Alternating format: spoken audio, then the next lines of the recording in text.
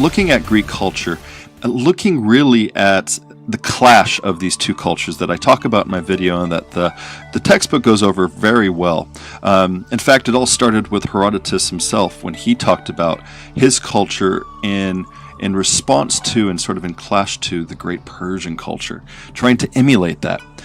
So what are the differences between these two? And that's what you're going to be looking at. And if you can see the picture here, it's a good example of it. If you remember the movie 300, as ridiculous as it is, it shows very clearly a clash of cultures. Now, that has just increased over time, where, Greece being portrayed in Leonidas and the Spartans here as Western culture, and of course Xerxes, sort of later on development of an idea of Orientalism that we talk about in history, the second half of world history class, but this idea of something separate from the West.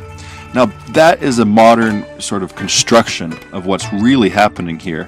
However, there is still an element of something different. Even though the Greeks tried to emulate everything that has to be Persian Empire was everything. Their culture, the power of the great vast empire was all so appealing and trying to attach into it, but trying to remain independent.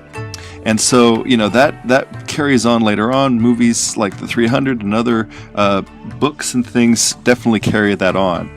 But at the heart of it, the true story is something different. The true story does show a very different Persian Empire that looks at its own past from the Assyrian empires, Hammurabi and his codes, and other things from the cultures that we've talked about with Mesopotamia to give rise to a Persian culture. Greece culture comes from its own history, its own background that we didn't have a chance to really get into with time, but looking at culture on Crete, looking at ancient Greek culture with Homer, Odyssey, and the Iliad, and their own gods and religion, and ideas and identity through their philosophy. That is much different than the philosophy of the Persian Empire, and much different than the monotheistic religion of Zoroastrianism.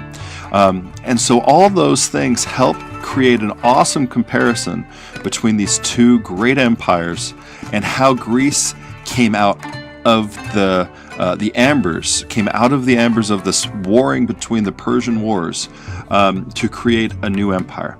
An empire of strong city-states that then would be united with the Macedonian Empire and with Alexander the Great, and as he spread, creating his Hellenistic culture that you talked about in the last discussion. But really looking at the chapter, looking at the video too, if that's helpful, that I posted, really comparing Persian Greek empires with 3 examples. And again, if you want the full points, make sure you give examples and explain them. And also examples of the Greek city-states' innovative ways of politics, of intellectual life, of arts, of science. So bringing in people and what Greek culture means, and how different it is between Sparta and Athens and Macedonia, and how that's united. You could talk about the Delian League and all these things that you might be able to see the innovative changes. And then also the Persian monotheistic religion of Zoroastrianism. Compare that to the book of Psalms, and getting into that argument of which came first or who influenced whom. Was it Zoroastrianism or Judaism?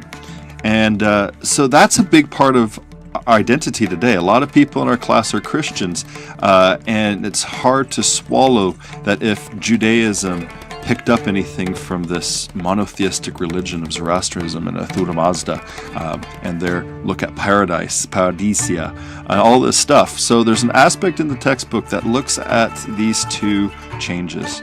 And the big question, do you agree or disagree that Jewish belief and Christianity might have had some sort of influence from Zoroastrianism? Now, that is something that is an academic debate, so look at it in an academic way and look at it based on the evidence that's in the textbook here. Now remember 15 points, so be sure to use those examples, talk about them. This should be a pretty long post actually, and be sure to comment. There's lots to talk about with question number 3. There's lots to comment on if there's people are looking at it differently that you haven't seen before. So enjoy this one, spend time on this one, and let me know if you have questions. Great job. Let's rock this week.